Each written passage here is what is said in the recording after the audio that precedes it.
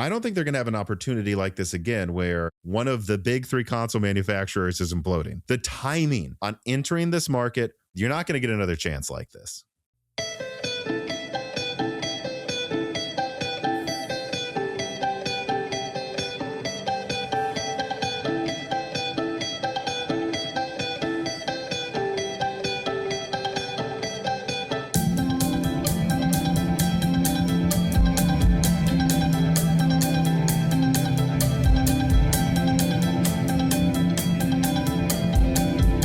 Welcome to Broken Silicon, a gaming hardware podcast. This episode is brought to you by the Geekbook X16 Pro, which you can get for 10% off at a link below.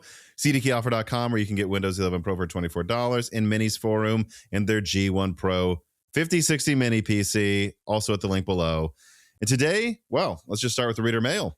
Steve Clock writes in and says, nice work pulling the deck to the channel Moore's Law is Dead team. And I have to say, this has been a long time coming. You're really like a mutual friend of friends that I talk with behind the scenes a lot. I haven't gotten a chance to talk with you. I will say I've checked out your channel. I really enjoyed the nuance you put into analyzing a lot of the recent announcements. I found myself today, actually, just while I was making sure I was ready, listening to something else and just going over and over out loud, like, yes, why is no one else? Come on. So I feel like there's a kindred spirit here, but please, I said your name, but please do introduce yourself and what you do and what got you into YouTube. All right. So I am Rich from Fan to Deck. I've been making basically Steam Deck oriented videos for the most part, but that's grown into just gaming tech, Valve tech videos since 2021, I believe is correct. So I've recently sort of taken a bit of a break. Just work has gotten busy and stuff like that. So I've been taking a bit of a break, but I do just enjoy talking about Steam Deck, talking about Steam Machine now coming up soon, and talking about Valve and all of their kind of business, whether it is hardware, software, whatever they're doing. I always enjoy talking about that stuff. And I looked at your channel today again as well, and I noticed like you've been making content for actually many years, but I would say you really got into it with the Steam Deck, right? Obviously I was aware, but I think the Steam Deck actually launched when I had started doing this full time, or a year or two after that. So I was paying attention, but I have my own thoughts about it. But like, did it surprise you when they announced it, and did its success surprise you? It sort of surprised me in both scenarios. So like with the announcement, if you, I don't know how like tapped in you were back then, but I assume, like, I agree, right? In terms of us being kindred spirits. So I assume you were tapped in whether or not you were making videos at the time, but there was like, the patent that Valve had made that people started talking about Game Boy. And even from years prior, there were like these rumors that Valve was making a streaming handheld. So sort of a handheld Steam Link thing. So that had been going on for some time. And so I don't know whether or not like it was hopium at the time, but it was something that I had been sort of anticipating, and to some degree the Steam Deck was, right? Like I really wanted Valve to make a handheld that kind of fit their ethos, because I was already into PC handheld. So I really enjoyed the GPD Win Max that I own, but I wanted something that fit their ethos. And I think one of the things we're probably going to talk a lot about today is how their ethos differs from OEMs and even console manufacturers. And so that was something I was into. And then as far as the success, I think that did surprise me for sure, like even more so than the announcement, because I was sort of betting on the success, if you could say that. Like even with the channel, like you said, I was making some videos before that, but then I made a hard pivot, right? Like I didn't think twice. I was like, this is what I'm doing now. I'm making Steam Deck videos. And that is sort of a bet on the Steam Deck itself, but I still expected it to be relatively niche. Whereas like immediately right off the ground, I was doing like 10K views per video. And that was completely unexpected. That's even before it was released, right? Just the hype leading up to it. So that was not expected for me at all. Yeah, I mean, I think I recently had Jimmy, who I know you're familiar with, on the channel. Yep. And he said this, that the fan base for the Steam Deck is just very, very enthusiastic. Like, Yes. like I'm looking right now, it seems like maybe there's 4 million sold. Who knows? Maybe it's up to 5 or more million. And I don't know what I would really compare it to, but I would compare the enthusiasm to, honestly, similar to Xbox, that's probably sold at least 30, 40 million consoles this year, and maybe a fourth of PlayStation, but PlayStation sold like 25 times as many consoles this generation already or something. Like, so, or whatever it is, but like probably in that ballpark. And so it is interesting to see how much Steam Deck gamers have their fingers on the pulse for this product. Yeah, I think you nailed it, because like, even though the units sold may not look like Xbox, certainly not like PlayStation or Nintendo, there is just a lot of interest in what Valve is going to do, whether or not people buy that hardware. And I think where you see that is the views for like YouTube videos. Even if you look at people that are not prominently like PC YouTube channels, if they're just, PC/console or variety gaming channels, you'll see that their views do better when they cover Valve, when they cover Steam Machine, when they cover Steam Deck. And I think that just speaks to, kind of like you said, the fan base's interest in these pieces of hardware. Yeah. I think it's because for many people, and I can say that I'm one of them at least, it represents more than just the device itself. I kind of feel like that actually about a lot of these gaming products, like where I feel like some companies have sometimes can start to signify like not supporting their fans long term. And so people talk about a device a lot because of what it didn't do. Whereas this is like about the potential. Like for me, I don't have a Steam Deck. And I don't think it's likely I get a Steam Machine, but I will say it represents that in SteamOS more competition, certainly for Windows, than anyone's ever given, and for PC gaming, which I am a PC gamer, and also more competition to PlayStation, which I also game on PlayStation, that I just feel like Xbox has not done for the past 5 years. Like, I think it represents a check on the system, and like what everyone's hyped about is eventually what Steam's gaming products can lead to, right? Yeah. I think that's exactly it too. And also why, not to get too ahead of myself, but why I agreed with something you said in the last podcast about them having to nail pricing, right?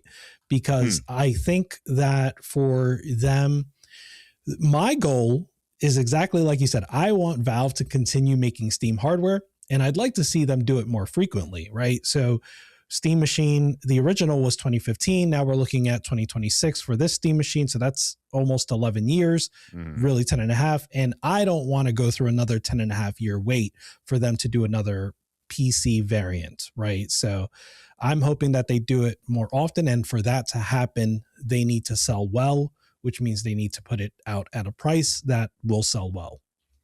Yeah, it's interesting to think, like, how successful does the Steam Machine need to be considered a success? Because I can tell you that from what I've heard behind the scenes, the Steam Deck is a success. I mean, I don't think they had any expectations. I think they put that out and they thought they'd sell somewhere between 500,000, 2.5 million. And when there was like a year or two straight where they couldn't keep the thing in stock, they were like, oh, there's really something here. And so, again, I don't actually, and this is something I get in the comments all the time, I don't have any info on what the specs of the Steam Deck 2 will be. I still actually suspect they don't know yet. I really don't think it's locked in yet at all. I mean, when you look at the Steam Machine, like how quickly that probably came together, I think that was probably like a year ago, or maybe when the rumors started to come out. Like I think they probably just came up with an idea, talked to AMD, and it was from start to finish in about a year or a year and a half. That's not like Sony, or who takes like 5 years to finish something. And so I think they're going to put a lot more thought into the next one, though, is what I'm getting at. That is the one thing I've heard, is that they're going to take this very seriously because they want to be a real console competitor. Yeah. And one of the things I want to hear from you on that, right, is I think a lot of one of the things that we have in common too in watching your videos is like, it's very clear to me that Valve made treasure out of someone else's trash, right? With Steam Deck. And it seems like they're trying to do the same thing with Steam Machine, but like they may be a victim of their own success, right? With the Steam Deck, where now more manufacturers want to make that thing. And so like, I don't know, can they continue to do that? Do they have to get more creative to do that? Or is this something where like they've made this so successful that it's going to be hard to find these good deals that you know they struck with the Steam Deck? Yeah, that's an interesting thought, because like you say, you wish they would release more consoles more frequently. And I've heard many other people say that as well. But maybe that's where a lot of this apprehension to launch something new quickly comes from. When they look at the original Steam machines, practically like didn't like as close to a failure as you can pretty much come up with, except for at least SteamOS kind of lived on. Like it really didn't do anything. Steam Deck, great success. Steam Machine, at a minimum, it has a ton of hype behind it. Both of these were, just so people understand, the Steam Deck utilized an APU that Microsoft was going to use for the Surface Book, never used it. AMD put all this money into it. And then Valve came in and said, well, you've designed it. We'll pay to have this manufactured for ourselves. And that's where it came from. They took, like you said, some discarded project from AMD that was like 90% done and said, well, it'd be a shame if someone didn't use this. And it worked out. And the same with the Steam Machine. There's a huge misconception I still see with the Steam Machine where it's like, guys, listen, this is using a 3-year-old cut down 6 nanometer, not entry level, but certainly budget laptop GPU. It's got a 2 Zen 4 plus 4 Zen 4C 15 to 30 watt APU meant for like okay Chromebooks from 2 or 3 years ago. All of these things are budget parts that I believe, if you think about it, AMD thought they were going to have all of these budget gaming laptops a few years ago. RTX 4000 destroyed their laptop market share. They have these left over. Valve comes in and says, let's make a deal. Maybe that's the apprehension, where some of this apprehension comes to Valve making a ton of products, is they see the ones that succeeded were the ones that were opportunistically launched.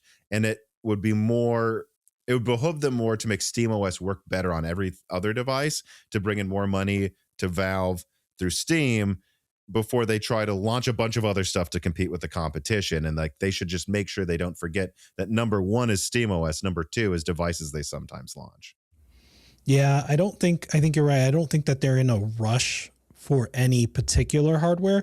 I think they wait at this point for the right moment. They saw what happened with the original Steam Machine. They saw what happened with kind of their original fleet of hardware, right? Steam Machine, Steam Link, and Steam Controller.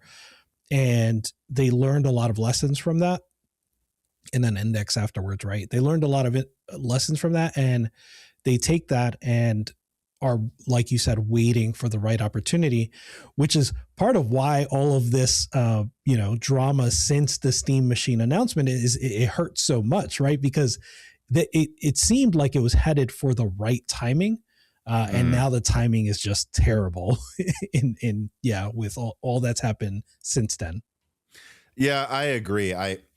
They've got to be kicking themselves. I mean, if the Steam Machine launched for, again, let's just say $500, or I honestly think when RAM was at rock bottom, I think they could have gotten away with $450 based on my analysis. And I saw on your channel, you also looked at someone else who put together, maybe not a bomb kit like I did in a video, but they certainly put together a PC they could build themselves. And it was way cheaper than what everyone else was saying the Steam Machine had to cost. I think if they would have launched this a year ago, right when we were seeing Xbox sales collapse, God, that timing would have been perfect. But I don't know. I will say that we need to see what they end up pricing it at and what they end up doing, because there's a chance that if they can manage to nail the launch, that because things suck so much right now, because of the RAM shortages, that maybe this is a better time than otherwise. But before we get into that, I just want to ask you, like, did the announcement of the Steam Machine surprise you? That one certainly did not surprise me. I had a video, I want to say a couple weeks before the Steam Machine was announced. It may have been a couple months actually, but let's say it was a few weeks, and it was for the Steam Frame patent. If you remember that, the patent was just, let's say, a few weeks before the announcement. And at the time, my running theory was what I was calling the Big Bang effect, right? My thought is that like a mini PC and nor a VR headset have like this big base that are attached to that like form factor. VR certainly did, but VR, that base that was attached to that form factor seems to be smaller and smaller by the day. Whereas like the handheld form factor, there was a base. Like the people that were going to buy INEO handhelds and GPD handhelds, like they were coming back year after year. It was a small base, but the base existed. Whereas I don't think that base really exists the same way that it did for handhelds, for mini PCs and VR. So like my thought has always been that they would likely try to, especially with all the announcements that we've seen, try to build an ecosystem as quickly as possible. So put Steam Machine or put out a new set-top box, a new VR headset, and a new controller all at the same time. We'd seen rumors and leaks for each of those things up until now. And so I just thought that they would do this sort of big bang announcement. It was, again, maybe hopium, but that's what I was looking for. And all right, we have to get into this. And I know you have a lot of thoughts on this that I want to have aired on my podcast as well. But Valve put out a statement for the Steam Machine. And I actually remember I completely missed it, to be honest, when it came out. And then I did a live stream, and like 5 minutes before it started, I noticed one of the questions was about it. And I just like would add everyone in the Moore's Laws at Discord. What did Steam say? Yeah. Just ended up reading it live on air and kind of mentally going through it. So I have my own thoughts on what it was, on what they meant by what they said. But what were your big takeaways from Valve's recent, like blog post about Steam Machine pricing and release dates? Yeah. So there are a few things to talk about there. One of them is like the notion of a delay. They sort of skirted around whether or not this is a delay for the hardware itself. They did sort of own up to this being a delay for the release date and the announcement, or the release date and price, excuse me. So they had intended, and they said they had intended to already have announced the price and release date. And they're saying we're still not there because of everything that's going on. May I say it's refreshing they just openly admit, yeah, look, we were going to announce it sooner. They didn't go, we were always planning to do this. It has nothing to do with RAM. I agree. And it's not just refreshing. It's also refreshing for Valve, who like has, with the Steam Decks being sold out, that's another example, right? They've said basically nothing about that. And so it was really refreshing to see this level of transparency from Valve. For the delay of the hardware itself, they kind of, again, they skirt around it. They say we always intended to release it in the first half, and that's what we still intend to do. I know everyone, including myself, that read early 2026 didn't think of that as first half of 2026. First quarter of 2026 is reasonable, right? But first half is not. That said, I'm reticent to say that they're lying, right? Like maybe they said early 2026 and they meant the first half. I'm not going to go as far as to say as they were lying about that, but clearly everyone else thought it was January, February, and March. Yes, that's what I would consider early. Certainly after April, this is right out from being called early. I agree. I completely agree. And so, yeah, I think, it's disappointing, but I totally understand why they have to they are not ready to announce the price and release date. I still want to see it as soon as possible. So I'm kind of patiently waiting. I'm still hopeful that it'll be better, more well priced or more affordably priced than anything comparable that you would see on the market.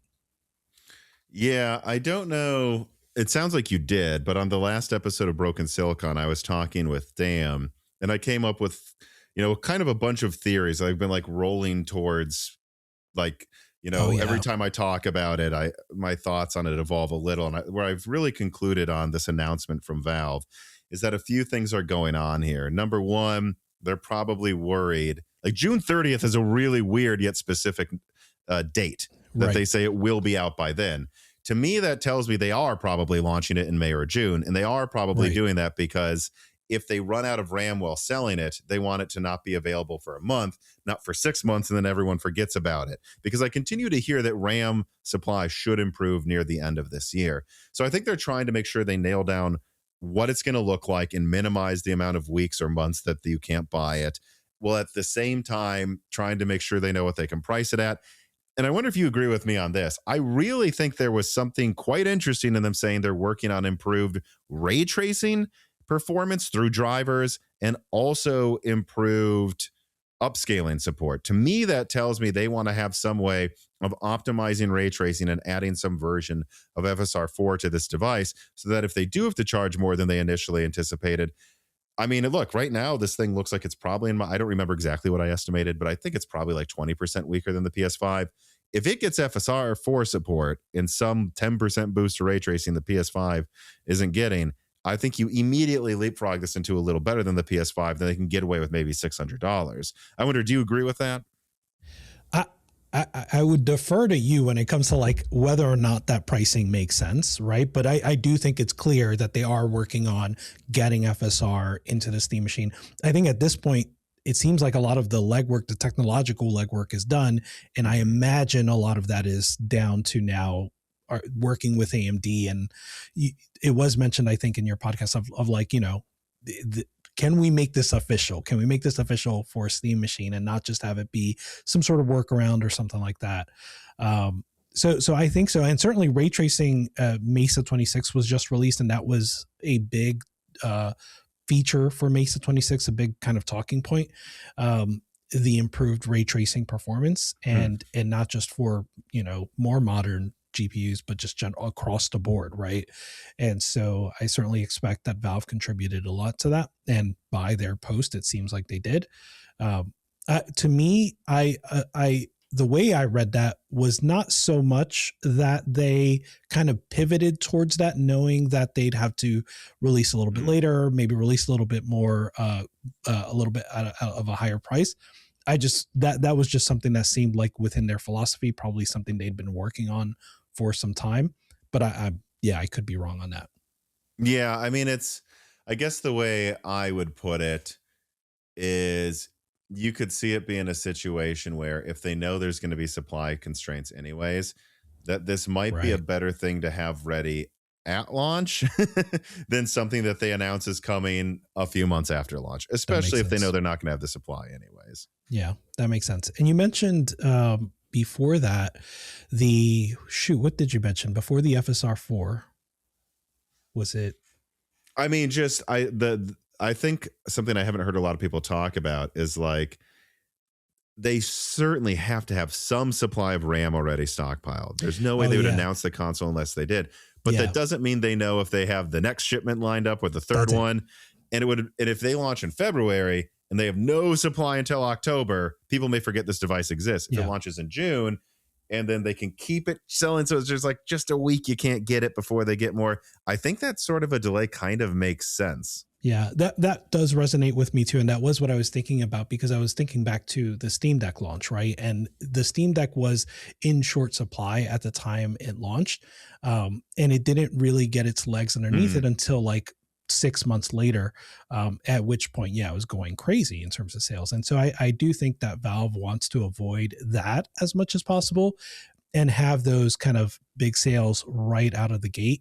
And in that way, you know, if they have that availability up front, the way that they didn't have for Steam Deck, it's going to have better 6 month sales figures for those first 6 months, even if it doesn't have better lifetime figures.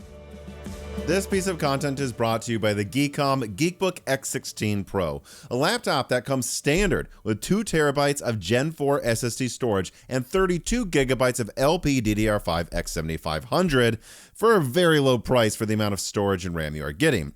And at its thinnest point, it is just 6 millimeters in thickness and weighs just 1.299 kilograms, or about 2.9 pounds, which it has that lightweight despite being a 16-inch powerhouse designed for professionals who demand both performance and mobility. The screen's also nice as well, with a 2.5K 16 by 10 120 Hz IPS display. It has DTS-X Ultra audio and a massive 77 watt-hour battery, and features Meteor Lake Ultra 9 185H in the top 16-inch configuration and an Ultra 5 125H in the cheaper 14-inch model. And look, for its size, it really is quite light. Here's me throwing it up in the air. It does impress me with its lightness and feels very high quality. There's not that much I have to say, too, about the build quality, whether it's how it feels to the touch or how the screen looks for its size, or the fact that it has a very responsive thumbprint reader to log in. It all works very well. It all looks very nice. It all feels very premium. And even like what they did with the ports, where you have 2 USB-A's and then also 2 USB-C's and a full HDMI.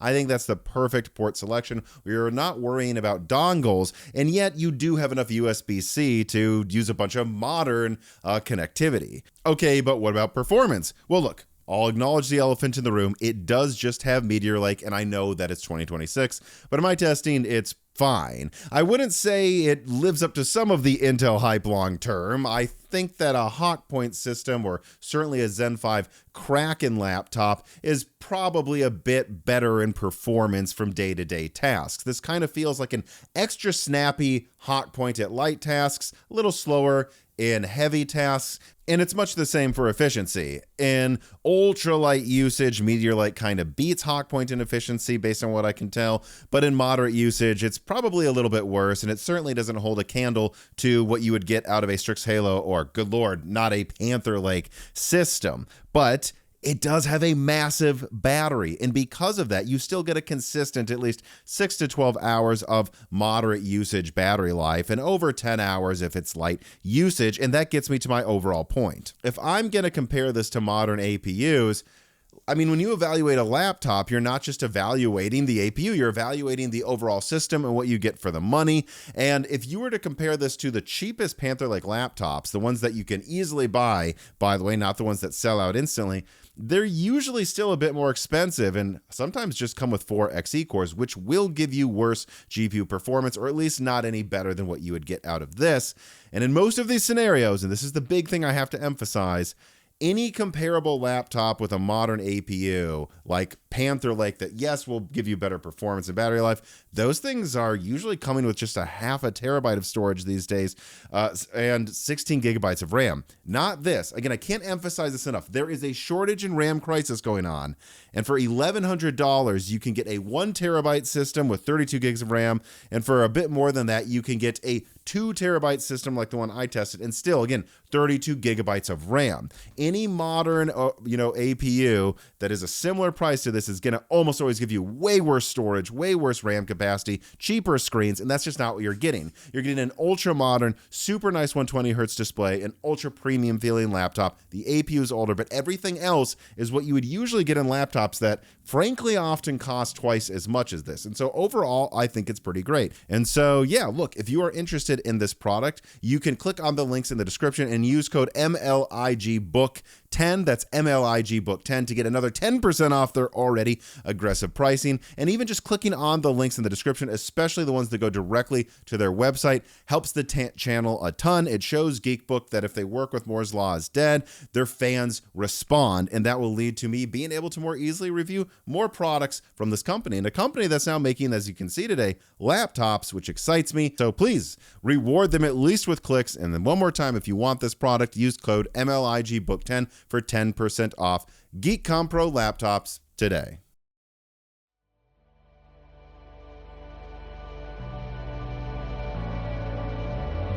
So I'm curious what you think, though. At this point, what do you think it needs to be priced like to succeed? Because I'll be honest with you, in this market, my answer is different today than it would have been a year ago. Yeah, I'm not as tuned in, right? And so like I'm not looking at PC hardware, but my heart wants it to be $600. How far off am I with that price tag, you think? I'm just going to be lazy and pull open my bomb estimate that I did not a year ago, like half a year ago. I don't know. Late last year, where I estimated, and, just so people know, this is something I used to do professionally. This is something I did do for estimating, I believe, PS5 pricing, which I nailed. PS5 Pro costed more than I thought it would, but I think that's just because they decided to charge more than they needed to be honest. But the point is that I also cross-referenced this with another firm that does this professionally, and I was like, if I use the same method of estimating the cost of these components, do I get a similar cost as they got for the Steam Deck? So I had like a control unit of also estimating Steam Deck. I got basically the same number they did. So I stick by this number that it was accurate I think it was like September last year. Lots happened since September. Yes. But if I look at this, I thought that the Steam Machine 512 gigabyte model could have been $425, and then that would be them selling it at cost, I guess, without counting shipping. Now, I think this is an important thing to point out here, because people see that and they go, yeah, but they said they wouldn't subsidize it. I'm saying it. $425 is breaking even, and this includes the controller. So you had shipping and a little profit. I think they could have gotten away maybe with $450, certainly $500 back then. Well, I don't know. If I look at the RAM and it's $48, it has 16 gigabytes of DDR5, I believe. Yep, that's right. So I don't know, man, make it $100 now. And I think a lot of people don't get that. Like, and in fact, I want to double check this, because this is probably a part of the episode that will generate the most all caps comments if I neglect one thing. But like 16 gigabytes, DDR5, and let me put in like SODIMM because it uses laptop memory. If I look for a 16 gigabyte kit, I mean, yeah, look, it's gone up in price quite a bit. Oh, it varies though. So if I go the cheapest one, because I also believe that they'll probably use some of the cheapest RAM at the market. I don't think they're going to use super fast RAM. All right, now I feel better, because I saw some that were $300 and I was like, well, that actually does change my opinion. But all right, no, but I see like 145. I think if they bought this in bulk, I think they could get DDR5 4800 in kits of $100. Again, for the people that think that RAM's not fast enough, guys, AMD's 16-core desktops use DDR5 6000. This is two full and 4 C cores running at like sub 5 gigahertz. I think they can make do with significantly less bandwidth than the fastest RAM. So that's $145. Let's just add $100. Like, so if I thought before they could sell it at a slight profit for $450, add $100, now it's $550. And I think people are forgetting this, because nothing else, or the other things, aren't going up in cost as much, right? The controller is probably the same. The cooling system will have gone up because of precious metals, but overall, I think if they could have profited slightly at $450, I have to believe they could at $600. Yeah, I have to, and if they were to sell it without a controller, a bare bones, I still think they could get away with like $450 or something like that. And I think they're not going to sell it. Well, I don't know, but I don't think they're going to sell. There will be a controller bundle, but that will be they will offer you the Steam Machine without a controller, is my expectation. Which I really think they should. I think the way I would be positioning this is as something between a PS5 and a PS5 Pro with a controller. So it's fair to compare them, and with 2 terabytes of RAM. Weaker than the PS5 Pro, 2 terabytes of storage. So weaker than the PS5 Pro, but the same amount of storage as the PS5 Pro, still comes with a controller. I would be trying to price that model between $600 and $700, and then the 512 gigabyte model, still with the RAM and SSD, but no controller. I'd be trying to get that to $500. So it's like cheaper than the PS5 disk drive version right now. And for what I'm seeing in RAM prices, it's like, yeah, look, add $100 for the RAM. I don't know, really, for the SSD, maybe they don't even need to buy any. Maybe they have enough of those stockpiled for a while, but maybe add $50 for that. Even if I add all of that precious metals, I still think they can get away with $600 for this thing. And it sounds like that's what you're saying, though. You're right. You're saying if this is $700, failure. Right. I think so. And here's how I mean that, right? So like, this is something I've been giving a lot of thought. And so I finally wrote it down, and it's like, there are tiers of success, right? And so you mentioned the 2015 Steam Machine, and we can all agree, I think, that was a failure, right? And that was an estimated 300 to 400,000 units sold lifetime. And so that probably comes out to about 100 to 150,000 per year. A premium mini PC is a Mac Mini, probably, right? And that sells roughly 220,000 per year, because they, I think quarterly earnings show that they sell 1% of Mac sales are Mac Minis, and Mac sales come out to like 20 plus million. So let's say 200,000, right? And I think that is where you begin to find successes. You need at least 200,000 in the first year. Steam Deck is approximately 5 million sold. We don't have exact numbers, but everybody seems to land on 5 to 6 million. So I would say that's about 1 million annually, right? And that is a huge success for Valve. So somewhere between, let's say, 250 to 1 million would be a success. Anything higher is like nobody expected that, right? Mm-hmm. And I think when I say dead on arrival, I mean less than 250K units per year. Mm-hmm. And isn't there just a thing like where, and I made this argument before about many things, and many times the companies don't do what I wish they did, to be fair, but isn't there just something here where it's like, we'll put up or shut up? I mean, if you're going to put all of this effort into this and you're going to launch this device, was it really worth it to drop it at like, $800, have almost nobody buy it and it not affect the market? Because I think this is much more than a play for the console itself. This is a play for changing the dynamics of like SteamOS support and how people think about gaming on a PC. This is a way to like force people to give SteamOS a try. Yes. And that's much bigger than whatever measly profits they're going to make on like 1 million consoles sold. Right? Like, so you have to have good reviews so more people start using SteamOS so you can keep pushing the envelope against Microsoft Windows. Yeah, agreed. And if you listen to them, like, I don't even mean recently. If you listen to Gabe talk 10 years ago, like he has this Linux talk, I think it was at LinuxCon or something, that Gaming on Linux has on their YouTube channel. And it was from 2013, 2015, something like that. And if you just listen to the philosophies that Gabe has, it's not about this piece of hardware, right? Like nothing about this piece of hardware is particularly interesting just in terms of the hardware, right? But it's this philosophy that he wants to break the modes that we have where, when you talk about PC gaming, you have, and again, think back to, 2013, 2014, when you think about PC gaming, you have a mouse, you have a keyboard, you have a monitor. When you think about console gaming, you're in front of a TV, sitting on a couch with a controller, and your libraries aren't connected between the two, right? You have one set of libraries over here and another set of libraries over there. And what Gabe wants is to break that wall, right? You want to play on a mouse and keyboard, you can do that. You want to play on a monitor, you can do that. You want to play on your TV, you can do that. You want to play with a control pad, you can do that. And it's all the same library, and we adopt to your modes. And it's the same thing for SteamOS and Windows. Of course, the more adoption for SteamOS, the better for Valve. But Valve doesn't want to break Windows compatibility.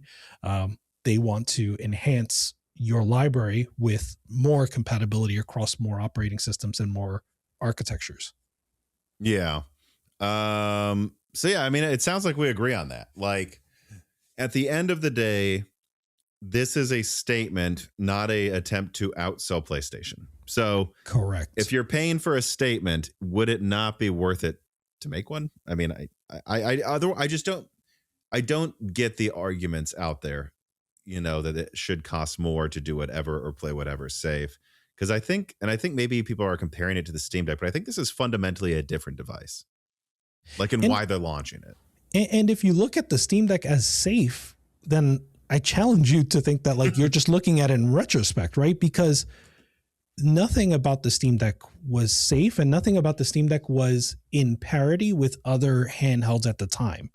Like it was way better, way more performant than other PC handhelds at the time, and yet way cheaper than other PC handhelds at the time. There's no way, Steam Machine is going to be able to strike that same iron again. But I also don't think they've completely abandoned that philosophy, right? I think, to your point, they want to make a statement. Dead Eyes 117 writes in and says, it seems pretty clear to me that if Steam Machine weren't made by Valve and ran Windows, it would be so uninteresting that almost nobody would know it existed. The hardware is really nothing special, and I think launching a desktop SteamOS and being Valve hardware are doing the vast majority of the work in terms of creating hype, with the form factor getting a participation trophy for not being an irrelevant thing to be excited about. As such, I don't think they have to nail the pricing quite as well as you suggested, in the last BS, and I think as long as they are reasonably competitive with the mini PC market at time of launch, they will kick the absolute crap out of any given mini PC model. And I suspect those sales numbers are going to look rather, that's what you're going to look at in sales numbers rather than comparing it to a PS5. Yeah, I don't know if I disagree. Well, I guess, two things. I think people don't get that a lot of mini PCs are actually pretty cheap, right? And your example of really the Mac Mini is probably the better example. People will compare this to the Mac Mini. And the Mac Mini's what, $800, $700? So I think there's your ceiling right there. Maybe it's stronger, I don't know, but it's certainly not. Mac Mini certainly has advantages over this. Yeah, and I think at least back then, 5 months ago, when I was talking about the Steam Machine in comparison to the Mac Mini, there was a Mac Mini that was like $550. So yeah, I think, you know, when I look at that comment, there's a part in there where he says it's not, won't this be enough? And I think that phrasing, won't this be enough, is pulling a lot of weight, right? Like, what do you mean by that exactly? I think no matter what Valve does, Valve could launch a dud and it's going to sell more in 2026 than the 2015 Steam Machine did, just because of where Valve is right now and their momentum, right? So no question they're going to do better than the Steam Machine. And then, you know, Dead Eyes compares it to like a premium mini PC, or reasonably competitive with the mini PC. And again, if we're looking at Mac Mini, then we're talking about maybe a quarter million per year, which I think Valve wants to do better than that. But even if they don't, I want them to do better than a $250,000 per year. I want them to get closer to $1 million per year. Nowhere near what we're talking about with PS5, which sells several million per year, but closer to what the Steam Deck's selling than to what Mac Mini's selling, I would say.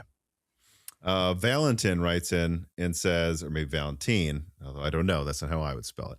Greetings to you both. That is a discussion point and a counter argument. Everyone disagrees with me today. To Tom's comments from Broken Silicon 348 about the Steam Machine not offering anything unique or new, I believe the Steam Machine does bring a unique value proposition to people who already own a powerful gaming PC.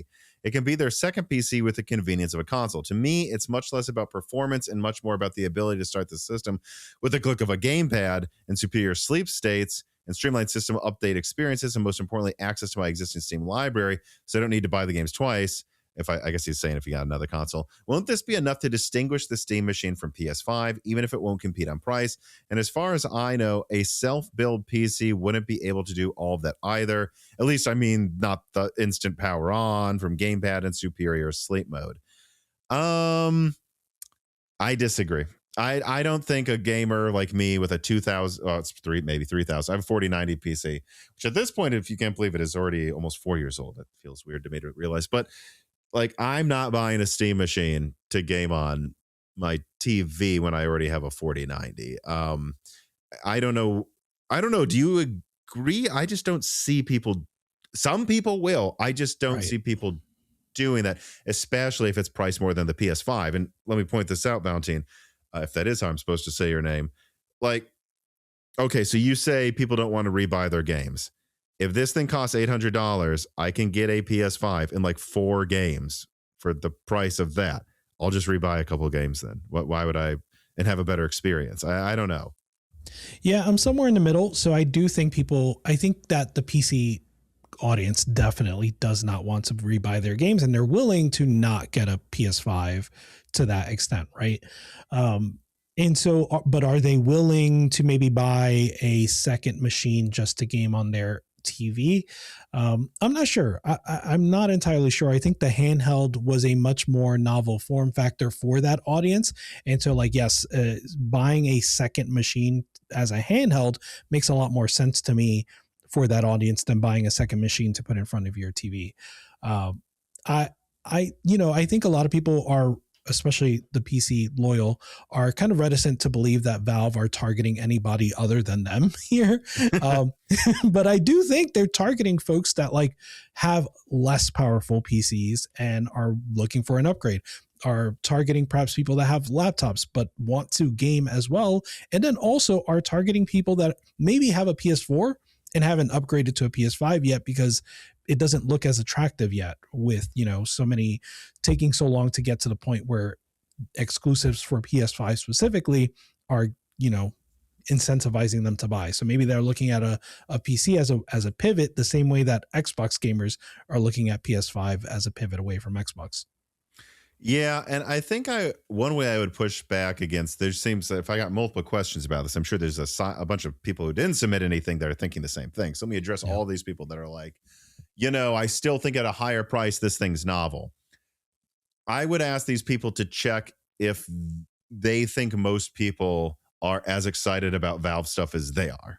You know what I mean? Like, just because you would pay extra, are you so sure you're the average person? You're someone who's watching me or Fan the Deck talk about this for hours a month. Like, you're probably not the average person interested in this. You're probably an enthusiast when it comes to this thing.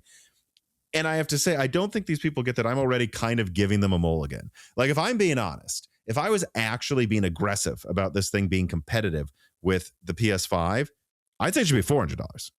I'm giving them the mulligan of the ease of use, of the fact that it is a PC, of the fact that you can carry over your Steam. Right. All of that's already subsidized by me, in my opinion, of the price being maybe $600 or $500. Like, if we're being honest about a casual gamer, if they go into a store, or I guess it probably won't be, that's how they'll save some money. If they go online and they look at the Steam machine, and the Steam machine is $500, and then the PS5 is $550, and it's faster and has all of these exclusives, the average gamer is just going to buy a PlayStation. I'm just being honest. Like, I think that's true. Yeah, I'm already subsidizing the price by saying I think it could be $600 or $700. And I think once you get above that, you get to a price range where you're going to start alienating even the enthusiasts, where they go, well, wait a second.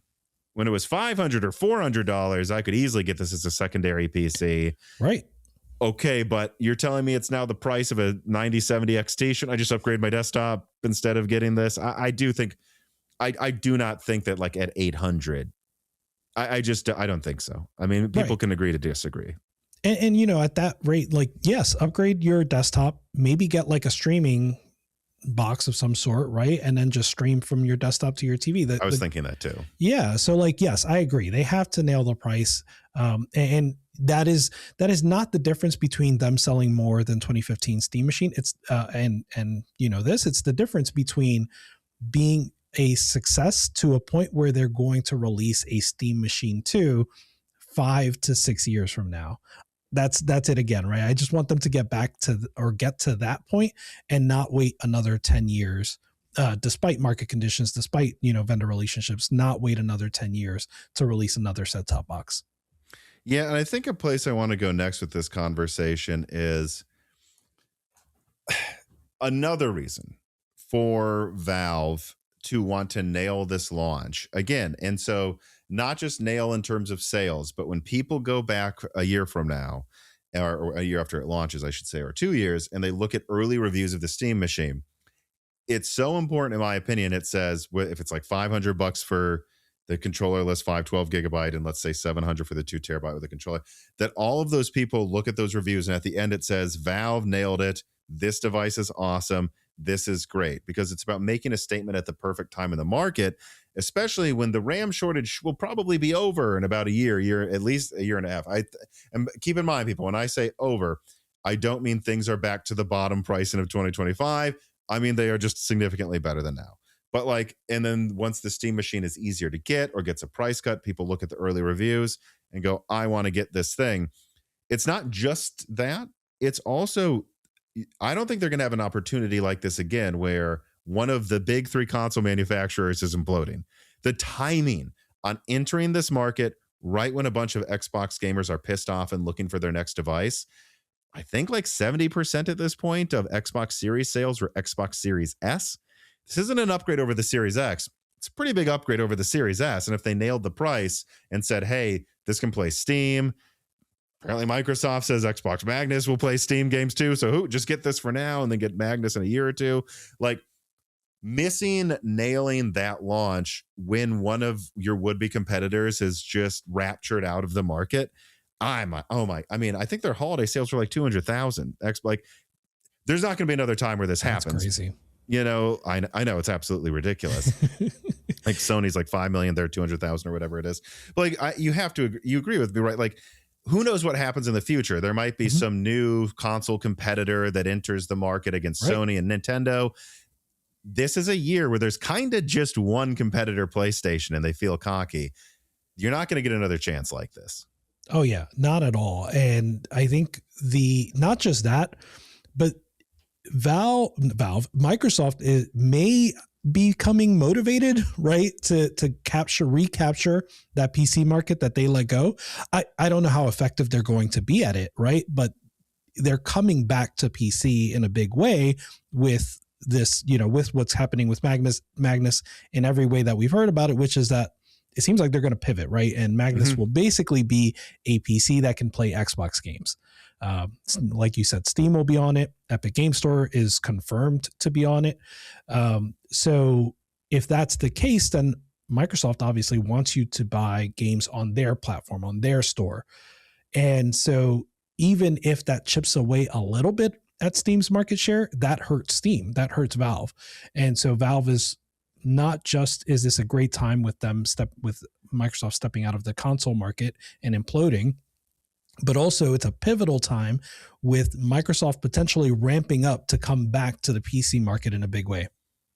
Yeah, I mean, and just thinking about it, like the Asus ROG Xbox Ally X, that Frankenstein name that is, people can tell I'm not fond of. That thing came out, and I have to say, most of the reviews that I read or watched online basically said it's cool, it's the most powerful gaming handheld, but ultimately, I don't think if you have a Steam Deck, you want to get this. And that's because the Steam Deck came out first and worked better. XBOX Magnus comes out. AMD's already confirmed 2027.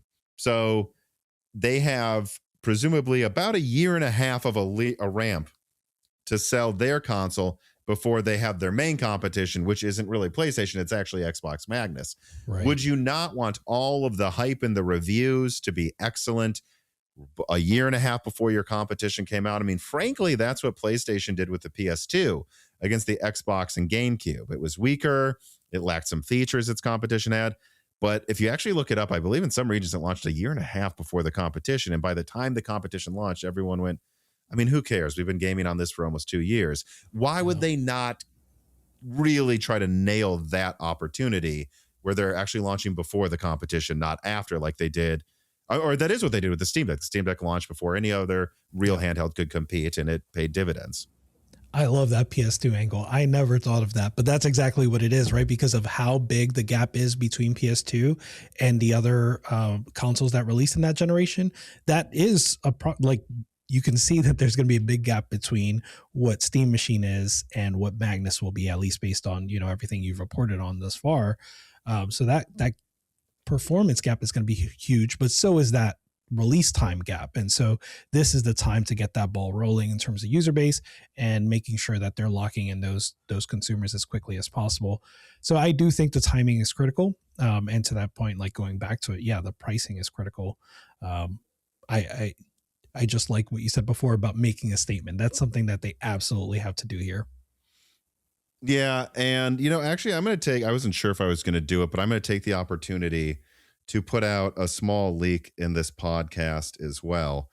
And it's something I've been talking to a developer about behind the scenes. Obviously won't say which one, but I think people are underestimating like how ready some Xbox fans will be to jump off of Xbox onto another console. And it comes from a couple things I've been told, which I will put a quote on screen here. I'm not going to read it directly because I haven't gotten it approved yet, but I can at least summarize it right now before this is finished editing. And it's that a developer warned me of a couple things.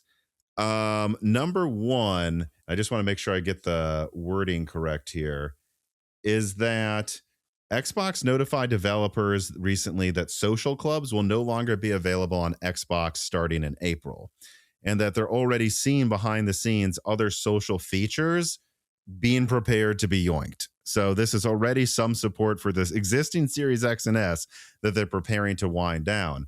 On top of that, when I probed this developer about it, and they sent me proof too and pictures, I don't know if I'll get those approved to put on screen, but it basically showed that Xbox hasn't updated their dev kit software since October of last year, including GPU drivers, because Series X and S do run Windows and do kind of get AMD driver updates for their graphics.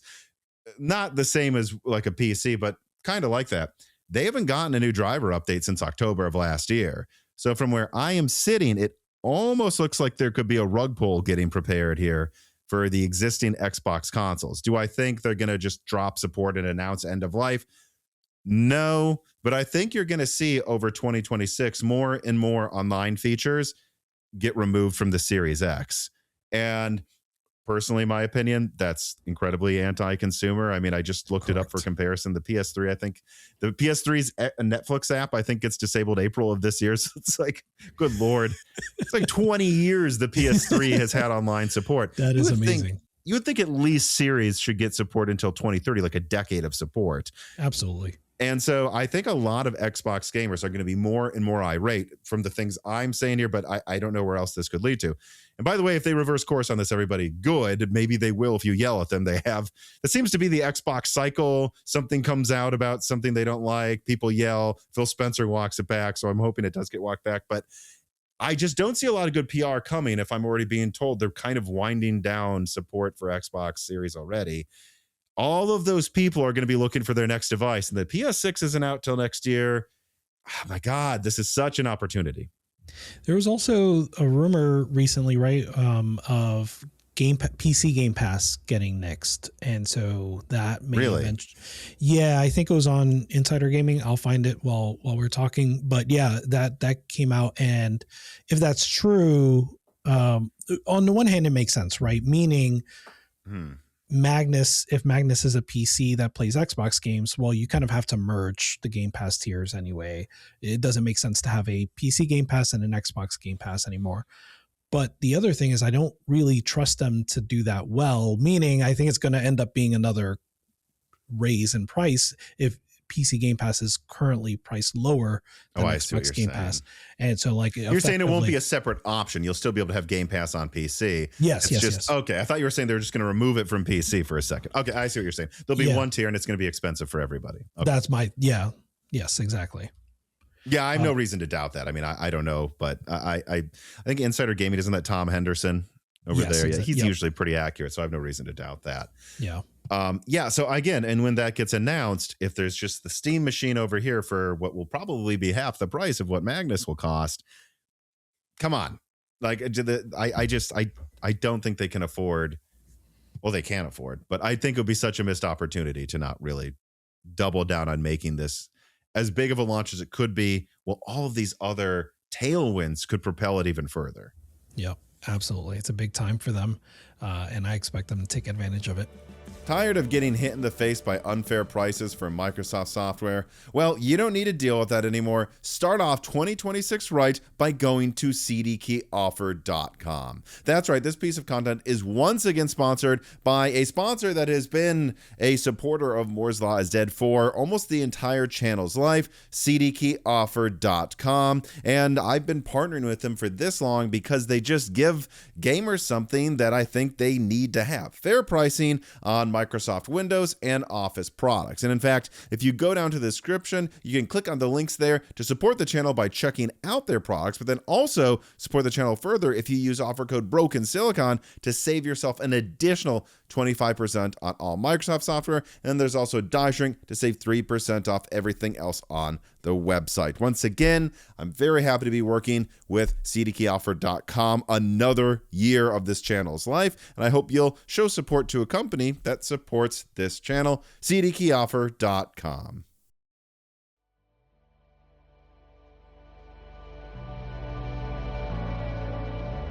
All right, so I want to ask just kind of broader question here. Not just the Steam machine, but what do you think about Xbox Magnus, the PS6? PS6 making a handheld, which will in some way compete with Steam Deck, and how that might even affect like the Steam Deck 2. I'm just kind of curious what you think about the future consoles coming, both Steam and non-Steam over the next few years, because we're going to see a lot of launches soon. Yeah, I'm excited specifically by PS6 and PS6 handheld, what they're doing there. As much as I like not having exclusives, right? We were kind of trending towards fewer exclusives, and I do like that.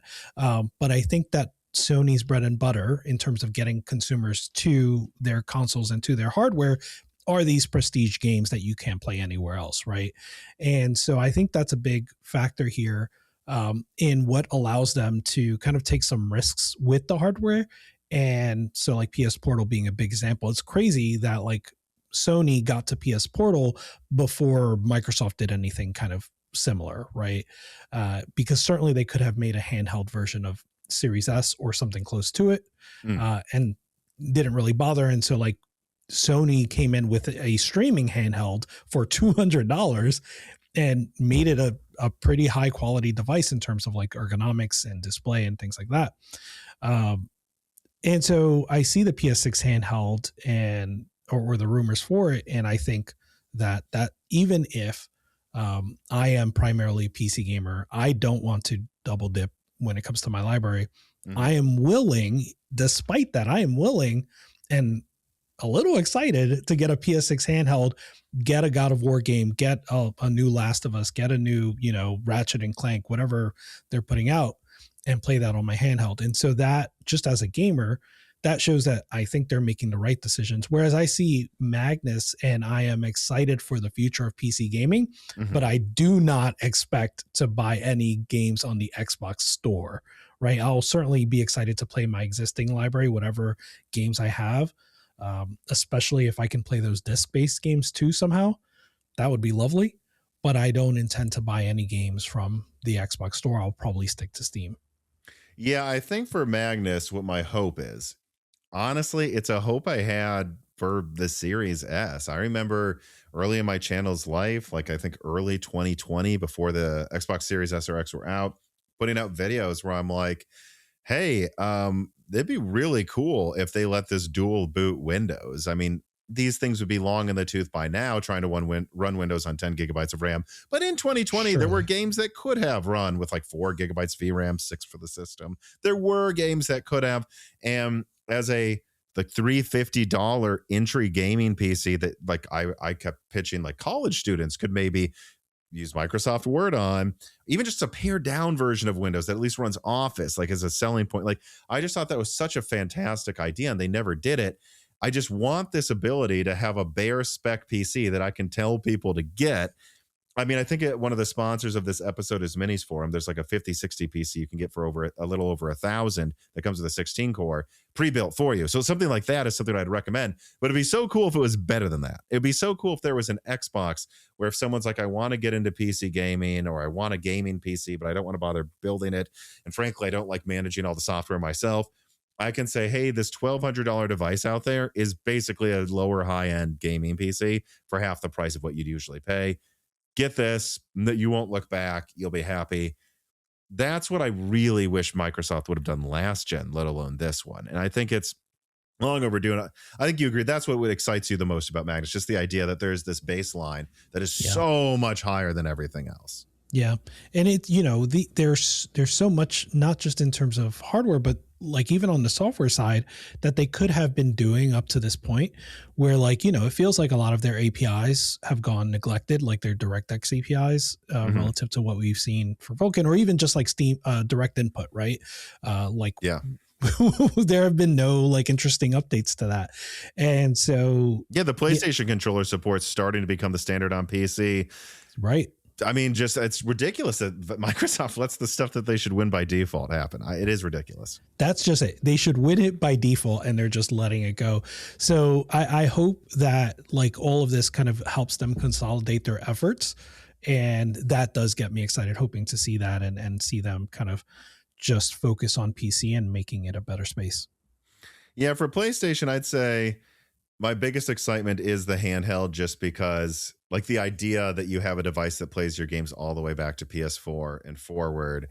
God, that'll be a kick in the pants to any competition in handheld. It's like now the device to beat isn't a $1,000 Tiger Lake handheld. Now we have good GPD systems, but I mean, it's been all over the place in quality in Windows handhelds. The thing for the Steam Deck 2 to beat is going to be something that will be hard to beat, and so they can't just win by default like they did with the Steam Deck. I'd say for the base PS6, my excitement would just be, I think a lot of people thought and hoped, this is how Microsoft pitched it at least, that the PS5 and the Xbox Series were kind of like the last generation in terms of features. And in reality, they weren't. Could they do ray tracing? Yes, but not really. Can they do AI? Kinda. But I think the actual, the stuff I put out about the PlayStation 6 base console being 12 times the ray tracing of the PS5, significantly better AI performance. Raster a little better. I don't know if people really care about that anymore. Well, a lot better, but a little better in terms of the usual massive increase we get. I think the idea that this actually is kind of the last one that can do everything and everything you would want it to do, that's what excites me the most, is maybe actually delivering on failing next gen in a way this current generation never could, frankly, because it was held back by the previous generation anyways. Yeah. So do you think that the next generation won't feel held back by this generation? Um, not like before, because the problem is before they had hard drives. And if I'm being entirely honest, it's the god dang hard drives that held back the ability to really do anything truly new. And I think there will be ways to do any next gen stuff on the previous gen, really low quality, but they'll be able to do it. Whereas you basically had to choose with this generation, is it meant for Series X first or Xbox One? Like, is it like, because if you are going to support Xbox One, there are fundamental things you just can't do with the game. I mean, it's hilarious. Like, what, PS5 games have a smaller install size than PS4? Like, that's how much better it was. And yet, if you supported it on PS4, you had to have this backup thing that held it back. On top of that, I guess what I'm saying too is like the difference between PS5 to 6 will be much less of a concern than 4 to 5 in terms of performance difference as well. So I just don't think it'll be a big deal. Also, it seems like Sony's going to try to strangle the PS4 this year in the cradle. Like, I don't know if you've seen, like, they're like putting out reminders. Hey, did you know the PS5 exists? Or like polling support for games early. I think that they're going to like pull people kicking and screaming into the next gen, because they've probably just come to terms with the fact that like there are people that are never going to get the PS5, but will they get the PS6 and skip a generation? Maybe. And so I think for that reason alone as well, that also excites me. It's not about if you like PlayStation or Xbox. It's about, well, let's accept the realities on the ground. The reality on the ground is that most developers still program for the PS4. And once that's gone, even if the PS5 is still there, that's actually what's going to make the difference for PS6 and XBOX Magnus games being fully utilized. You know what I mean? That makes a ton of sense. Yeah. And that, I see, these are the things that I'm not thinking about. And that does make me also very excited. And so not just for even just, consoles, but I think that also unlocks a new kind of world for PC gaming as well, if they're not tying down to dealing with a PS4 version or something like that. Let me see here. Let me see for the next questions. Let me move on to the kind of future of Steam Decks and Steam Machine stuff. So Lucas writes in and says, do you think Valve will aim for a similar life cycle for the GameCube as the deck, or will there be more incremental upgrades along the way? Like if RDNA 5 can really use like LPDDR5X RAM, that could give them a cheat machine if they can get a good APU, lets them consolidate cooling. Yeah, I don't think they upgrade within a year or two after the Steam machine's out. I think that thing's going to be the standard for at least 4 years, right? That's my expectation too. And I'm just basing this completely off of how Valve does hardware, right? I think if they are able to get a new Steam machine out in 5 years, that would be them beating their, current pace. So I absolutely think so. Again, I kind of think about like with shortening that cycle, they do want to have those relationships with the vendors. And so like they may have to figure out how to not just get someone else's trash, but also just get, be able to say, we are going to sell 10 million units, or we think we're going to sell through 10 million units so that we can get a better deal on some of that hardware.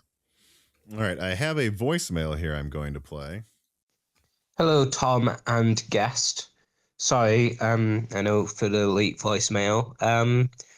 As Tom, you're probably aware of, in the last couple of days, we had been discussing what the Steam Machine and Steam Deck next generation 2 plus whatever will have processor and graphics wise. I'm just thinking, what if they use the dreg yields or the bad yields of the Magnus SKU with the 82 for the Steam Machine, 2, 3, whatever it's called, plus. Yeah. Hope you're having a good day. I am, and I want to apologize to your fans because, yes, that is how the hardest core Moore's Law's Dead fans think. Before the device is out, that's when we start talking about the next one. But that's the fan base here. But I will say, I think, again, this is the fundamental misunderstanding. Like, Steam Machine exists because they got a deal on leftover laptop chips. And I really think there's only two directions Steam Machine and Steam Deck 2 go. They take things ultra seriously like PlayStation or Xbox, and they make their own custom APU, and that's what they use. Or they do the same thing again, and they say for both of them, oh, here's this one thing of an APU that AMD was going to throw out. We were waiting for this RDNA 6 thing or whatever, and here it is. No one else bought it. We'll buy it. Or for the Steam Machine, they wait for like, I don't know what will be on. Probably something not even called RDNA. RDNA, because remember, they're using RDNA 3. We're on 4, right, about to launch 5. And there's also 3.5 technically as well. I think it's more likely some budget RDNA 4 or 5 or 6 GPU in 5 years that AMD overproduced, is bought up by Valve, and they're like, here's our chance to make a $600 box again. Like, I think that's going to continue to be the move more so than trying to get something that makes it closer to $1,000. Do you think that maybe like the reader listener thinks that like these drug yields can make it that cheap? Not really, because it's the same silicon. That's another thing that a lot of people like. Yeah. The cost to make an RX 9070 is the same to make a 9070 XT. I guess like a $20 cheaper cooler or something. But like, right, that's why AMD prices, and people get mad at them, but they price some of their GPUs so close together these days. Like one's $550, one's $600. Guys, it probably is like $30 difference to make them. And they're kind of, from what I've heard, tired of pretending it isn't. And so get which one you want. Probably the market will sort it out on their own, what they end up costing on the street anyways. I think an XBOX Magnus APU, again, I guess let's put it this way. The Steam Machine has a 200 millimeter squared 6 nanometer GPU and a 130 100 millimeter squared 6 core Zen 4. So we got like 100 millimeters 120 millimeters squared of 4 nanometer, 200 of 6. Xbox Magnus is 408 millimeter squared of 3 nanometer. It probably costs 2-3 times, and it's also multiple chiplets put together with bridge dies. It's much more elaborate. Like, this is probably 2-3 times more expensive to produce. I don't really see drag yields going to them. If anything, actually, I would guess bad yields go to some Xbox laptop, they make. That's what I would suspect they would do. And the other thing I was thinking about here too was, like I said, this is their MO, Valve's MO, is to find these like good deals. But I like your thought where it's like, oh, maybe there's a second way they can go, which is to just go deep, get a custom APU that is theirs. How many units do you think they would have to sell or commit to selling to make that? Like, I know we've heard the number 10 million. Is that what you think it would have to be? Oh yeah, that's another good point, because I think another misconception out there is like how people think very much in like 2000 teens terms, in like terms of yields. Like, this was a big thing. Intel was stuck on 14 nanometer, and then they were stuck on 10. And there was all this discussion about like the yields of even Ampere with NVIDIA with 8 nanometer. And it's like, well, that's why you have to cut some down. But it's like, back in the day when Moore's Law was in the throes of starting to die, there would still be like a new node every year or two. And when something first came out, you'd get like 70, 80% yields. And so like 20% of those would have to be disabled.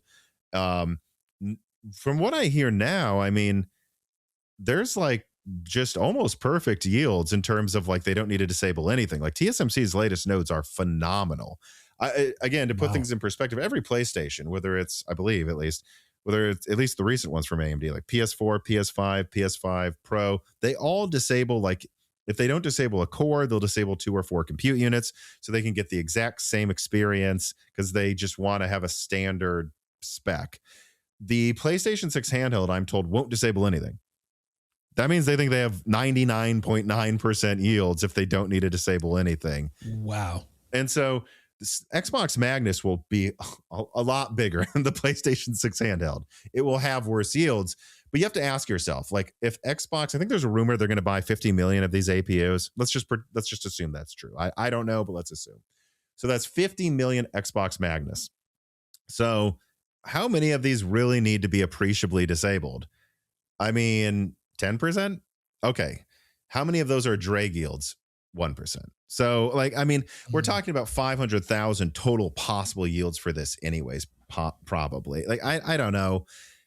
That's where I go. It doesn't really, like, and then do you want to be dependent on your competition to get yields? Like maybe Microsoft is like, no, keep these enabled as much as you can, clock them lower, we're selling them on laptop.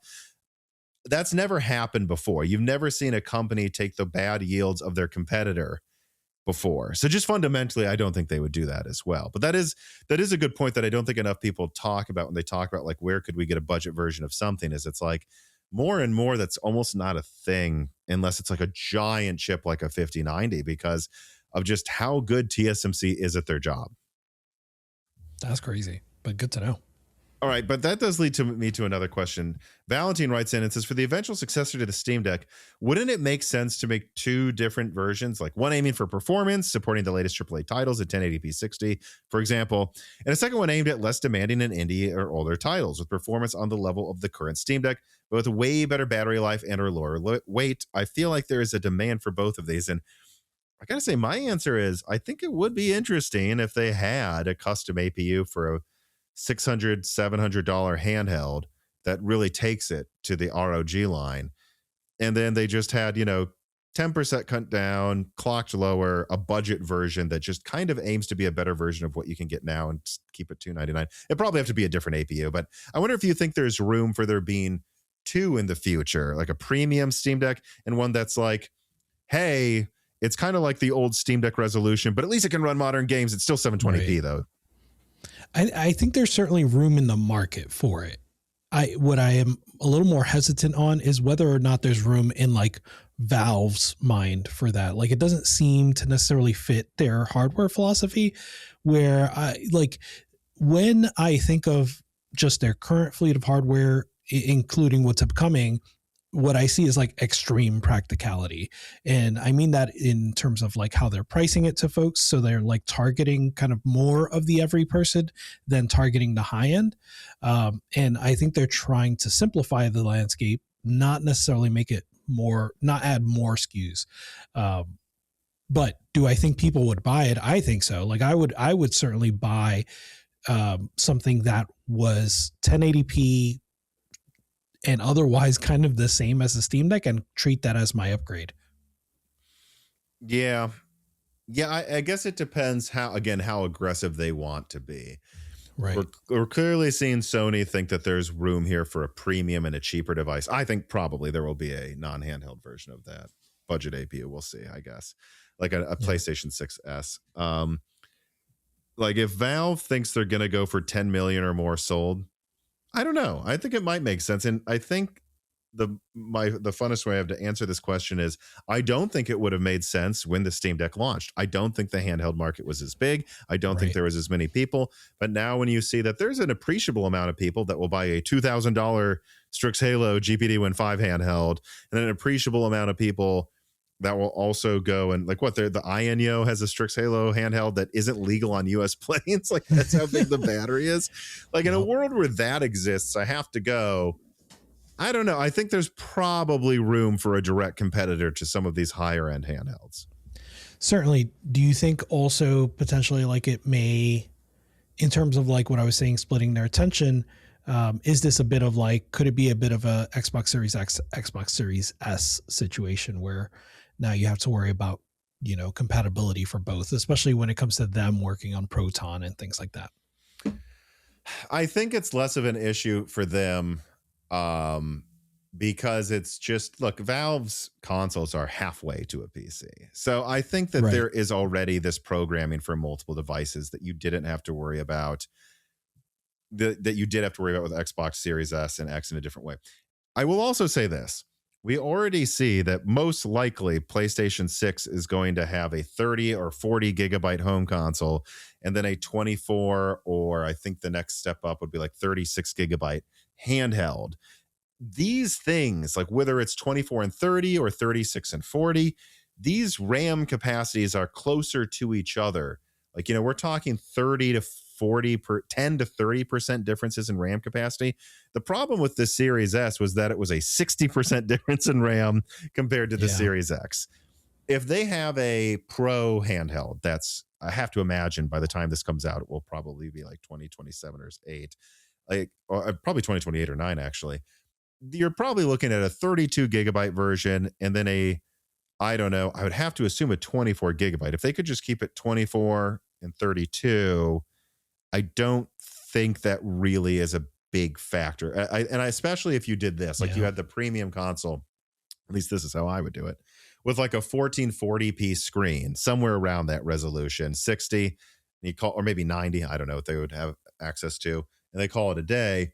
But then the light one is like still like 900p, 720p, 60, and then it's just like, well, the difference in, this is something I also have to explain over and over, like the difference between the Series S and the Series X. The Series X was generally like an 1800p 60 console, and the Series S was really like a 720p 60. I think people forget that like the difference between 720p and like almost 4K, like you're talking about 6xing resolutions or something. Right. Okay, well, but here's the thing, 6xing resolutions where the base starts to drop to 480p is a big problem.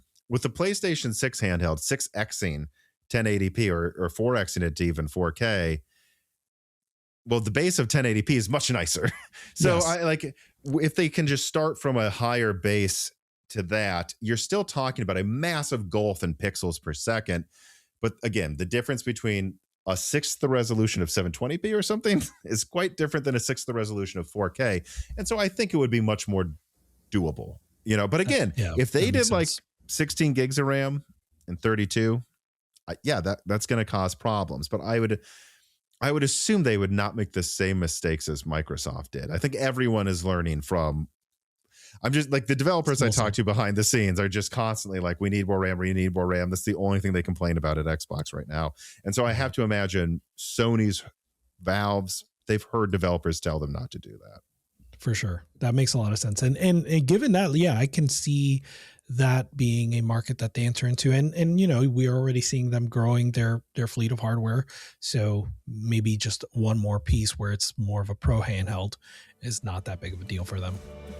This piece of content is sponsored by the Minis Forum G1 Pro Mini PC. Although in this case, like many of Minis Forum products, Mini PC is a misleading term to use here. Actually, especially misleading, because this doesn't just pack a dedicated GPU, this packs a dedicated low-profile desktop RTX 5060. Now that means that even though it should probably require some modding to put another low-profile GPU in it in the future, it's still plausible, making this one of the most upgradable mini PCs I've ever seen. It also comes with an H945HX Zen 4 16-core processor, so you get desktop-class CPU performance, the ability to have 2 NVMe SSDs, and expandability to up to 96 gigabytes of RAM, and it fits all of this into a very elegant 3.8-liter package. And I must say, by the way, despite its size, I was impressed. Even just pushing it into beast mode in terms of cooling and power supply, the thing never got loud at all. It was very quiet, very pleasant to be around while benchmarking. And when I benchmarked it, I found that, look, it's right at the heels of one of the fastest Strix Halo mini PCs I've tested, but that costs a lot more. And once you go into 1080p, which is probably where you're going to game with a 5060 anyways, this thing actually manages to not only beat Strix Halo in 1080p a bit, but it also manages to beat a laptop 5070, suggesting that if you overclock this thing and really supply it, it's a low profile GPU, but it's just as fast as any normal desktop GPU, and you are really getting, better than laptop 5070 performance in a really convincing package for a reasonable price. So I have to say, this one impressed me more than average, and I genuinely really recommend this product for those that just want a starter desktop, and one where actually you can upgrade the GPU conceivably in the future. So if you're interested in it, please check it out through the link in the description, and remember, if you buy it, to use offer code BROKENSILICON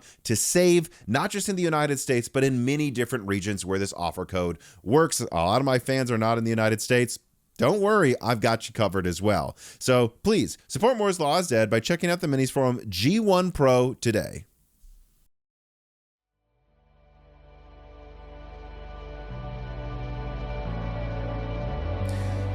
All right. Let me see what else we have here. Okay, that's an interesting question too. So Bespoke writes in, And he says, with FSR support still lacking on PC, how big of an advantage do you think this could give PS6 over Magnus? Or PS6 could mandate PSSR support for every game, and Xbox just has to hope that developers support the latest AMD FSR or not for their console. A follow-up question would be, do you see FSR support dramatically improving when RDNA 5 launches? Probably on the second one. And I'm also going to take it to me now. I mean, I think just in general, at least short term, PSSR is actually a pretty big advantage for Sony and the ability to control their walled garden. And if Valve could get FSR 4 officially supported on Steam Machine, I'm going to level with you. I think that's actually kind of a huge advantage over their competition. Like, that can't be underestimated. That's amazing. I think when comparing like PS6 to Magnus, right, the fact that Magnus may be a PC is a double-edged sword, right? You're not necessarily going to be able to convince all the game devs to support all the features. We see this on Steam all the time, where Steam has cloud saves and, you know, their DRM and their anti-cheat and all of the features that they have, that devs kind of pick and choose which one to support, especially the AAA publishers. And so certainly with Magnus potentially being a PC, just developers are not, you're not going to be able to convince developers to support all of those features unless you have like some sort of certification. And I don't know what's going to happen there. But just assuming for now that there's no certification, that's the negative side of it. But the pro side of it is that you get all of these, you know, flexibility where, yeah, you'll have probably more games coming to that platform, and you'll have a wider set of features than would typically be available on a console. At least that's what I get when I'm playing on PC. So I do think it's double-edged, but I think, you know, there's a pro and a con to that. Yeah, I have to assume that AMD is probably hoping this turns into a benefit for them. Like, if Microsoft actually has even a remotely successful console, that there is, I'd have to imagine there'll be Xbox verified. There should be. I don't think so. And if there is, it's like, well, okay, Xbox verified means this PC game supports the latest FSR, does all of this stuff, and then all of AMD's Radeon cards get that support. And I think this needs to be stressed. The chiplet for the graphics in Xbox Magnus is literally, it's not like based on it. It's like, it's literally the same chiplet that will be used for the mid-range graphics card next year from AMD as well. And so any Xbox certified game is Radeon certified as well. So yeah, I don't know. I guess we'll see. I think the PSSR thing is more of a benefit short term, right? Because we can say now it is a big deal, but long term, I'd be surprised if AMD themselves wasn't pushing for that to be some feature. Yeah, and you raise a good point with like Microsoft doing this means that AMD potentially has a larger, you know, consumer base than they already did. So that would mean more reason for devs to support that. And so, yeah, I think that makes sense, as, you know, PSSR certainly being an advantage right now, maybe in the short term, but maybe that'll settle out as we go along. Lucas writes in and says, do you reckon Xbox will even bother with dedicated APIs and dev tools next gen, since the silicon is off the shelf anyways, or will it all be standard Windows tools and they will combine their efforts to improve those? God knows HDR could use some love on PC. Yeah, HDR, it's still pretty ridiculous on PC compared to a home console. It's absolutely nuts. It's really bad. But yeah, I mean, I guess the question is, and this was kind of a big thing I put out, that like when I got confirmation that Xbox Ally X will not have any dev kits, any special support, it will literally be as if it was a PC. Right. I feel like there's going to be more for Xbox Magnus. I don't think they're going to pull that. They have to some degree, have something, so. Right? I mean, because they have backwards compatibility. Yeah, I struggle to have a like fully formed thought on what that means in terms of like the Xbox dedicated APIs. I do kind of lean back to what I was saying earlier, where I do really hope this effort causes them to focus on improving what we see from Windows, where, again, you're looking at hopefully new direct input, new DirectX, and all of these things are improved. If there are kind of Xbox specific APIs, then I hope they're just improved across the board, where PC is improved and the Xbox is improved. So that's my thought there. where, yeah, I really think that Microsoft, they are looking to recapture that PC marketplace, and I think they need to improve the APIs to kind of meet that. Transpose 1195 writes in and says, what are your thoughts on the rate of adoption of SteamOS devices produced by companies other than Valve? As far as I'm aware, Lenovo is the only vendor releasing SteamOS devices, with the Legion Go S released on May of 2025 and the Legion Go 2 supposedly in June. Maybe vendors are taking it slow since handhelds are still pretty niche, or they can't afford to piss off Microsoft too much for the sake of other product lines, such as their laptops. Maybe a little bit on the second one, honestly. But how do you feel about the state of SteamOS in 2026? I'm of two minds. One mind is that I've always sort of given light critique to Valve since SteamOS has released for not kind of releasing it more broadly, more quickly, where, you know, you have more devices that are sort of officially supported. So that's my thought there. Like, I do think they could put more effort into that. But on the other hand, we have so many other Linux gaming distros available to us that I would argue are in a better place right now if you're, you know, playing a handheld or a laptop than you would be if you installed SteamOS, right? Like, I have much better luck with Bazite on a laptop than I do with SteamOS on a laptop.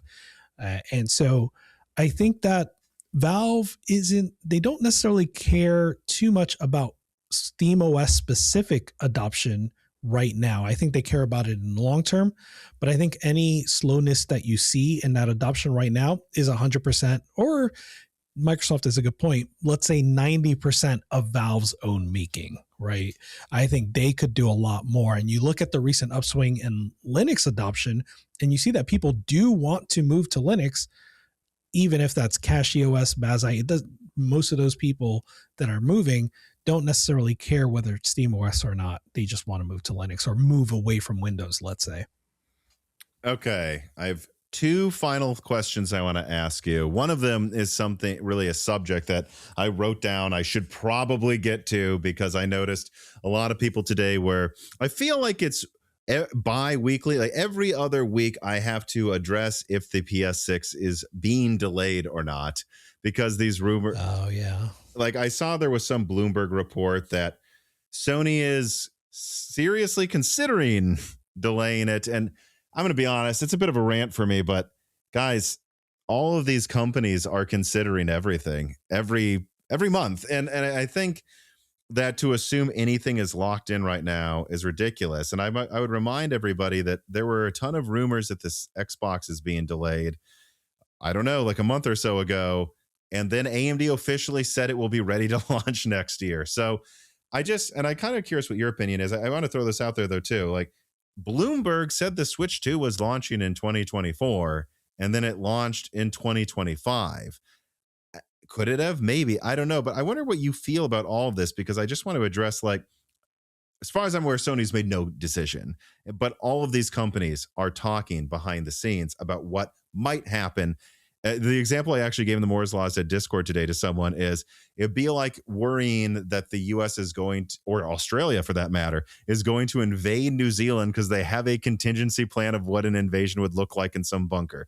They always have a plan in case they're going to do something that does not mean they are invading New Zealand tomorrow. Right. And I know you said kind of similar things about the energy in the room comments, about how people felt about the Steam Machine launch as well, and people misreading. I'm throwing a lot of things out there. I've given my opinion on the PS6 delay thing, which is no decision's been made, and everyone's always considering things, and everyone's worried about RAM. But of course they are. Everyone's worried about RAM. But I wonder what you think about this and the fact that I feel like we keep seeing these rumors about things being delayed or not delayed every 2 weeks now.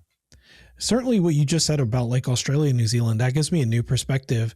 But my gut feeling is kind of what you were alluding to right before that, which is like, these things would not be really set in stone on a normal day, right? And we are certainly not in a normal time right now. So the fact that, there may be delays, like that doesn't sound surprising to me. Whether or not, they'll actually go through with the delay, who knows? but I don't, I think just like you said, everything is up in the air, and these companies are still kind of making decisions right now. And so I'm not locked into any particular release date. So I think that it's certainly possible. But I don't know. These reports, like you said, they're coming out every few weeks about one or the other being delayed. I'm sure that they're hearing those things directly from the sources that they have, but I don't know what sort of concrete thing I can make out of that, if you know what I mean. I would also, and this is my favorite example to bring up when people ask about delays, last minute changes. The silicon itself, I guess I actually just confirmed, right? I just put out there that the Xbox Magnus silicon, that's done. They've done, the design's done, that's locked in. They're not changing a thing. That's probably also true of the PS6, frankly, even though I can't explicitly confirm that. But that's very different than RAM or storage size. All of that is that decision's made probably less than a year before launch. Like, that's when Sony sits down. The same thing, I believe the PS5, from what I remember back in the day, was considering slightly faster RAM, like 16 gigabit. And I think it ended up going with 14. And that was, they wanted to see where the prices were before they placed the order. And then COVID happened and they said, we'll go with the cheaper one. We don't know what they're going to decide literally a year from now when they will make this decision. Production isn't until the middle of next year. They have at least a year to make this choice. Another example is the PS4 originally had 4 gigs of RAM. That was a last minute decision to go with 8 when they heard this Xbox will have 8 gigabytes, and that would make any performance advantage PlayStation had kind of moot and probably end up just a time performance overall. Like, if they could last minute decide to go with 8 gigabytes of the fastest GDDR5 and the PS4, I don't think they've made that final decision on RAM yet. We've seen this so many times, like these last minute decisions, and that's like the last thing you decide is RAM. And so I think, kind of like what Steam Machine is unfortunately doing right now, I think what PlayStation is going to do in a year is sit down and go, where are we? But that decision has not been made yet. That, you mentioning Steam Machine reminded me of your thought on having a bare bones Steam Machine. And no, I like. So I know. So I imagine you did. Some people got so mad at me for suggesting that. Why? I don't think it's what Valve wants to do, but I think there are certainly a market of people. Like, you don't even have to sell that many of them, right? You just sell them as an aside. And I think the people that would buy it would be very happy to have that option. Yeah, I think something that I think I should have done a better job of conveying in the video that I didn't is it's not about how Valve can cut costs or make you pay more. It's about how can they keep the faucet on. Like, my concern with RAM this year isn't pricing. It will be more. But frankly, it's kind of just where it was in 2022. So like we've seen worse before. My concern is if there literally is none. Like, that is how in demand it is. I'm concerned like when I, put out videos where I'm hearing that like RAM companies are calling Best Buy and asking if they can buy back RAM from them. That's not a pricing thing. They're worried they won't even have it thing. And so a bare bones option would just be so that when you go to the Steam Machine website and you see the 3 options, one of them's always in stock. That is why you would do a bare bones device. Makes sense to me. All right, final question. I think this is a fun one to close on. What do you think the Steam Deck 2 needs to do? Like, what does it need to nail? And I'm kind of thinking beyond performance. Like, we can get into an hour-long discussion. Should it be 1440p? Should it be 60? Should it be 90 hertz? Blah, blah, blah, blah, blah.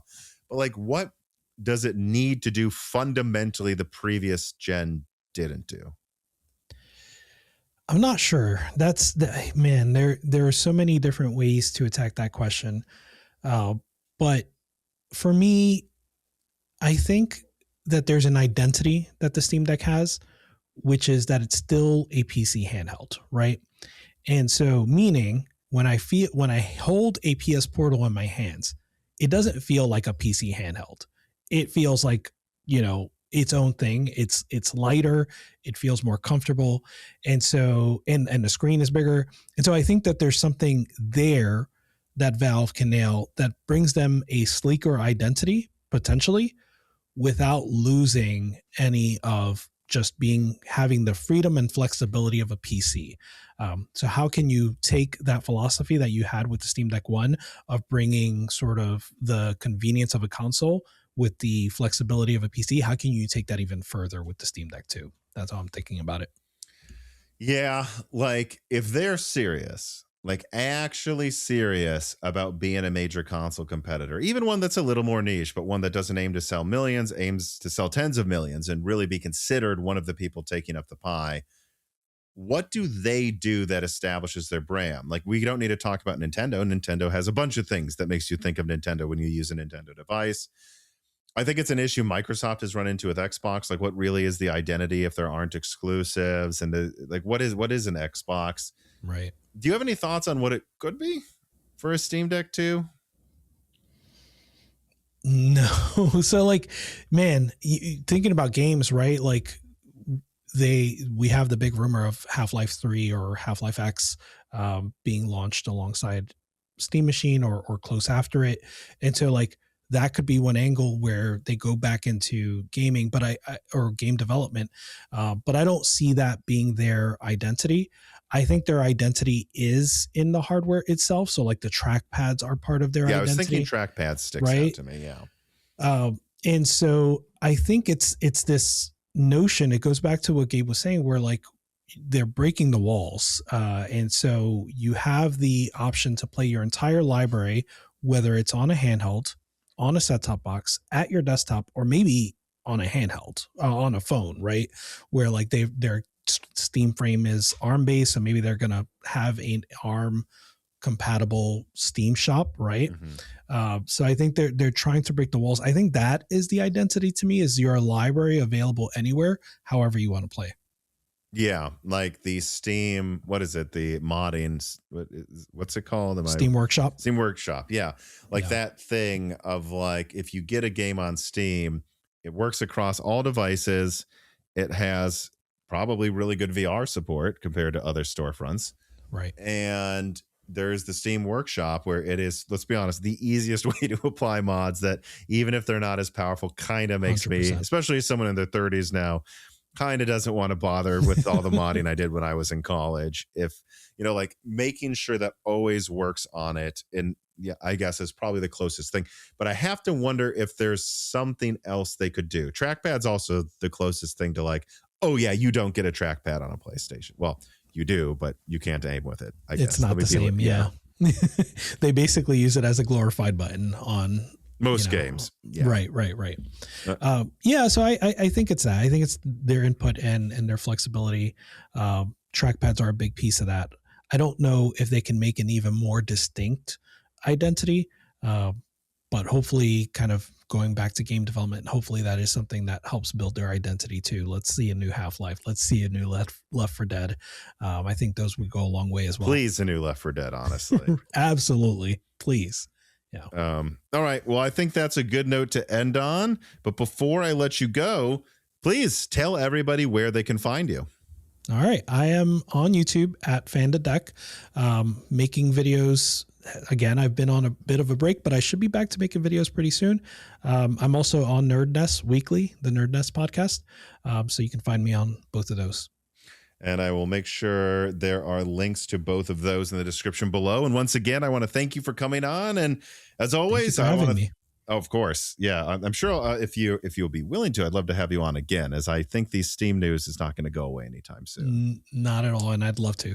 Yeah. Thank you. So, but for everybody else, please, thank you for watching. Thank you for listening. Like, share, comment below, subscribe, join the Patreon to ask guests like Fan the Deck questions. And also, subscribe to Broken Silicon on a podcast app. Give us a review there. That we're part of a podcast network now called Believe. That really helps if we get those numbers up too. For everybody else, I think I'm just starting to ramble. This usually happens where my brain melts down at the end of the podcast. But I guess it's like the third time I say it. Thanks for watching. Thanks for listening. Have a good week, everybody. See you guys. This podcast was brought to you by the YouTube channel and website Moore's Law is Dead. Moore's Law is Dead and Broken Silicon are trademarks of their creator, Tom. That guy is me, and I am indeed the creator, editor, writer, and showrunner of Moore's Law is Dead podcasts, videos, articles, and other media. However, it's not just me. Moore's Law is Dead is a team, with Broken Silicon co-hosted by my brother Dan, audio editing by Gerard Cortez, renders being done by the industrial designer Jean-Philippe Clermont, and special assistance is also provided by Carmen Cry and Carrie Nosugata as well. Find all of our information at www.mooreslawsdead.com on the About/Support page. In the event you do want to hire me for consulting work, hire Gerard for audio work, hire Jean-Philippe for industrial design work, or you're interested in working with Carbon Cry or Carrie Nosugata as well. You can also find our long-term sponsors on that page if you want to show them some love for putting food on our tables. Or you can also mail us some love. You can send letters or hardware donations to the following address: Moore's Law is Dead, P.O. Box 60632 in Nashville, Tennessee, zip code 37206.